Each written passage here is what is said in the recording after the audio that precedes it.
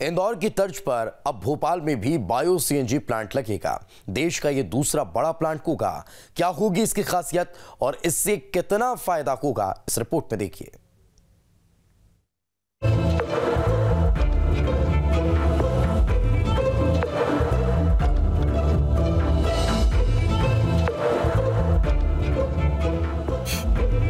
भोपाल में बनेगा bio CNG plant. Indore के बाद देश में दूसरा स्थान। देश का पहला बायो सीएनजी प्लांट इंदौर में है और अब दूसरा प्लांट भी प्रदेश में ही लगने जा रहा है। भोपाल में जल्द ही कचरे से बायो सीएनजी तैयार होगी। इसके लिए एक बड़ा प्लांट लगाया जाएगा। आदमपुर छावनी में ये प्लांट लगेगा। इसके लिए 10 एकड़ जमीन चिन्हित की गई है। 10 से 12 महीने में बनकर ये तैयार हो जाएगा। अब सवाल है कि इसकी खासियत क्या होगी। तो जानकारी के मुताबिक 400 मैट्रिक टन बायो सीएनजी तैयार होगी। प्लांट में जैविक खाद भी बनेगा। हर दिन किसानों को 80 टन जैविक खाद मिलेगा। भोपाल नगर निगम को सालाना 6.52 करोड़ की बचत होगी। निगम को हर साल 1.66 करोड़ की रॉयल्टी मिलेगी।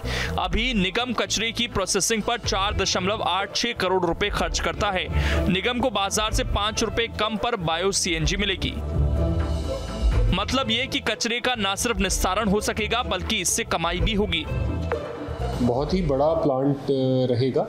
इस प्लांट का जो मुख्य उद्देश्य है वो ये है कि जितना भी गीला कचरा होता है उससे हम लोग सीएनजी में उसको कन्वर्ट कर सकें और उसके माध्यम से जो कचरे का प्रोसेशन है वो एक सेल्फ सस्टेनेबल मॉडल बने, जिससे कि लगातार इस कार्य को किया जाता रहे और किसी भी प्रकार का जो हमारे लैंडफिल में वेस्ट जाता है उसकी क्वांटिटी को हम बहुत सब्सटेंशियली कम कर सकें। इसके लिए नगर निगम ने स्थान भी तय कर लिया है एंड बहुत ही जल्द इसका जो भूमि पूजन है वो भी हम लोग माननीय मुख्यमंत्री महोदय से कराने की तैयारी कर रहे हैं। इंदौर में पहला एशिया का सबसे बड़ा बायो सीएनजी प्लांट तैयार हो गया है, जहां रोजाना 500 टन कचरे से करीब 18,000 किलो गैस बनाई जा रही है।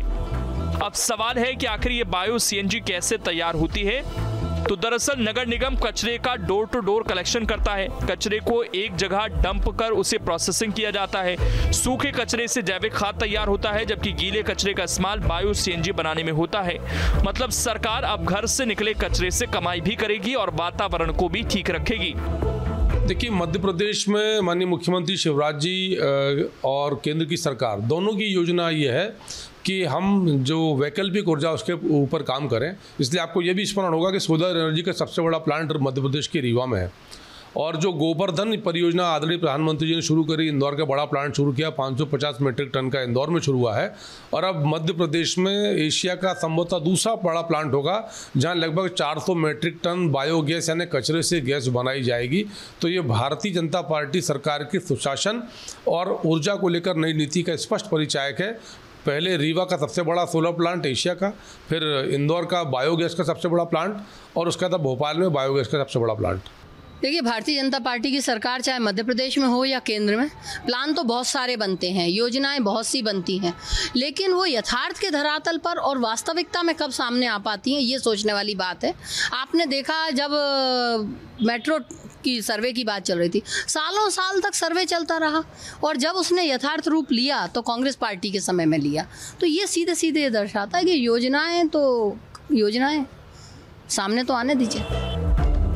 दरअसल नगर निगमों का आधा बजट कचरा कलेक्शन और उसके निस्तारण पर खर्च हो जाता है। इससे विकास के दूसरे काम प्रभावित होते हैं। इसके साथ ही प्रदूषण भी बढ़ता है। लेकिन अब बायो सीएनजी प्लांट से निगम की सिरदर्दी भी कम होगी और साथ ही बचे पैसों का इस्तेमाल भी दूसरे कामों में हो सकेगा। इंदौर के बाद अब मध्य प्रदेश की राजधानी भोपाल में भी देश का दूसरे नंबर का सबसे बड़ा बायो सीएनजी प्लांट लगने जा रहा है। बीजेपी का कहना है कि इससे आम जनता के साथ साथ पर्यावरण को लेकर भी खास फायदा होगा। वहीं कांग्रेस का कहना है कि जिस तरह से भोपाल में लंबे वक्त से बीजेपी शासन के द्वारा मेट्रो की बात की जा रही है, ठीक उसी तरह इस प्लांट का खाका भी तैयार किया जा रहा है।